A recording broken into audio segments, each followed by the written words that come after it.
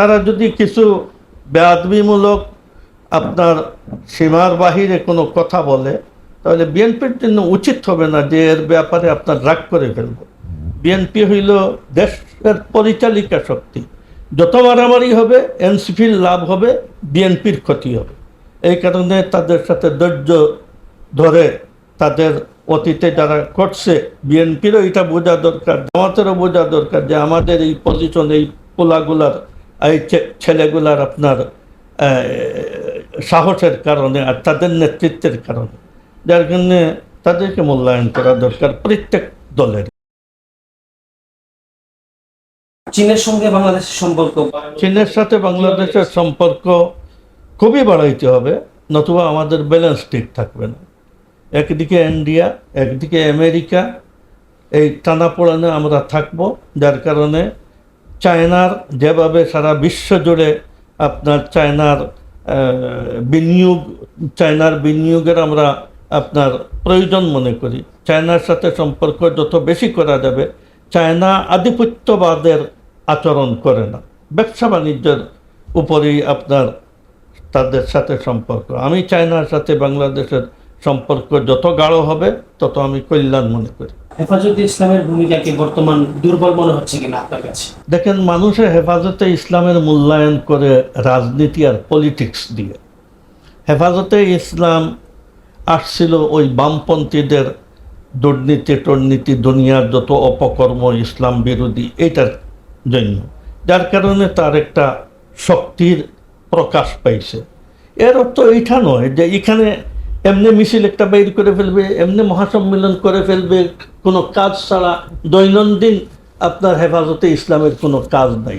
হেফাজতে ইসলাম আবার ইসলাম বিরোধী কোনো বড় যদি কোনো অপারেশনমূলক কিচ্ছু আসে, তাহলে আবার আল্লাহ তাআলা হেফাজতের মধ্যে এই তাকত দিয়ে দিবে, আবার আওয়ামী লীগ বিএনপি থেকে আরও বেশি শক্তির আপনার বিকাশ ঘটবে।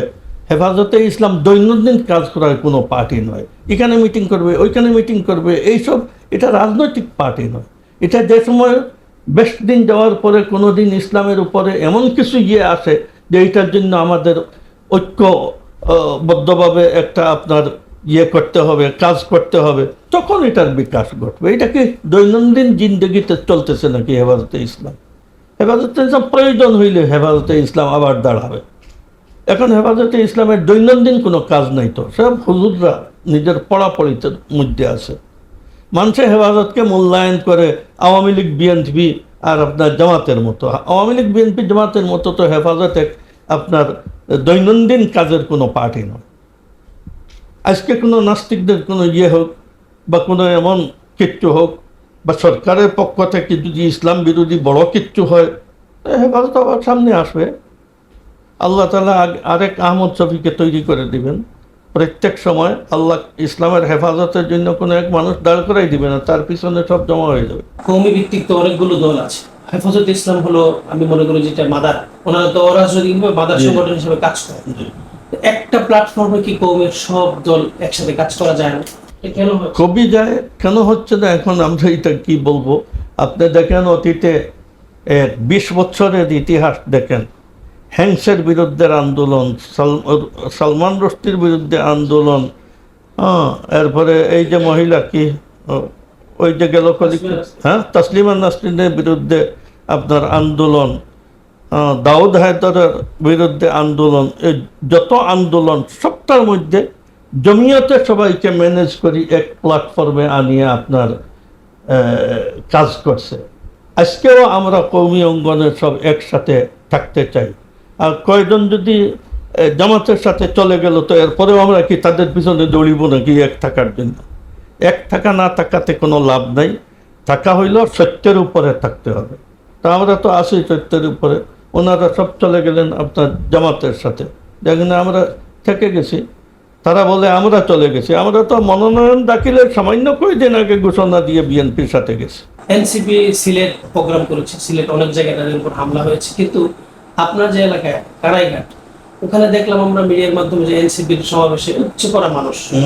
সিলেট আপনার এলাকার মধ্যে এনসিপির এত পাওয়ার কিভাবে? না, এনসিপির কোনো পাওয়ার নাই। ছোট ছোট পোলাপানরা আপনার এত বড় একটা কাজ করছে, তারা যদি লিড না দিত, এখানে বিএনপিরও তো লিড ছিল না, জামাতেরও তো লিড ছিল না, এই কয়েকটা ছেলে লিড দেওয়ার কারণে না সব তার পিছনে আসি জমা হয়েছে। তারা একা কিছু করতে পারতো না, কিন্তু লিড দেওয়ার যদি জিম্মাদারি জানকে হাতে নিয়ে যদি এরা সামনে না আসতো, তাহলে কি আপনার এই জুলাই আন্দোলন হইতো? যার কারণে এদের মানুষের অন্তরে এদের এক ভালোবাসা আছে, পার্টি করা আলাদা জিনিস। আর তাদের এই কাজের জন্য আজকে বিএনপি আপনার ক্ষমতায়, আজকে জামাত বিরোধী দলে, এই অবদানটা তো এই ছেলেগুলার। কিন্তু এই ছেলেগুলা কাঁচা ছেলে, এই লেখাপড়া শেষ করার কথা কিংবা একটা চাকরি লওয়ার কথা, এরা আজকে এমপি বনে গেছে, এরা আজকে একটা পার্টির মালিক হয়ে গেছে, যার কারণে তাদের এটা ডাইজেস্ট হইতেছে না। হ্যাঁ, মুখে লাগাম নাই, কথা বলতে আপনার বড় ছোটোর কোনো ব্যালেন্স ঠিক রাখতে পারে না, মনে করতেছে বাতাসে উঠতেছে। আমি মনে করি তাদেরকে আরও সংযমের সাথে, আরও বুদ্ধি বিবেকের সাথে সুন্দর সুন্দর কথা বলে মানুষের জন্য আকৃষ্ট করতে পারে, এইভাবে যদি করে তাহলে তারা ভবিষ্যতে অনেক তরক্কি করতে পারবে। আমাদের কানাইঘাট এমনিই আমরা মারামারি দাঙ্গা হাঙ্গামার উপজেলা নয়, যার কারণে জামাত হোক বিএনপি হোক সবাই সিদ্ধান্ত নিছে যে তাদেরকে মর্যাদা দিব, তাদের সাথে কোনো খারাপ আচরণ করব না। আর আমিও চাই তারা যেন সুন্দর কথা বলা শিখে, আর তারা যদি কিছু বেয়াদবিমূলক আপনার সীমার বাহিরে কোনো কথা বলে, তাহলে বিএনপির জন্য উচিত হবে না যে এর ব্যাপারে আপনার রাগ করে ফেলব। বিএনপি হইল দেশের পরিচালিকা শক্তি, যত মারামারি হবে এনসিপির লাভ হবে, বিএনপির ক্ষতি হবে। এই কারণে তাদের সাথে ধৈর্য ধরে তাদের অতীতে যারা করছে, বিএনপিরও এটা বোঝা দরকার, জামাতেরও বোঝা দরকার যে আমাদের এই পজিশন, এই পোলাগুলার, এই ছেলেগুলার আপনার সাহসের কারণে আর তাদের নেতৃত্বের কারণে, যার কারণে তাদেরকে মূল্যায়ন করা দরকার প্রত্যেক দলের। যে আপনাদের বিরুদ্ধে যে আপনি বললেন যে অধিকাংশই বানোয়াট, তাহলে এটার পদক্ষেপটা কি হতে পারে? পদক্ষেপ এটা হইতে পারে যে আমাদের জন্য ওলামায়ে কেরাম একটা কমিটিও করছেন, যেখানে শুনবেন এই জিনিসটার ইনকোয়ারি করবেন, করিয়া রিপোর্ট দিবেন, আর এটার আপনার বিরোধিতা করবেন যে এটা আপনার একটা প্ল্যান করিয়ে এইসব করা চক্রান্ত হইতেছে। এই জিনিসটাকে যত আমরা বেশি করতে পারবো তত লাভ হবে।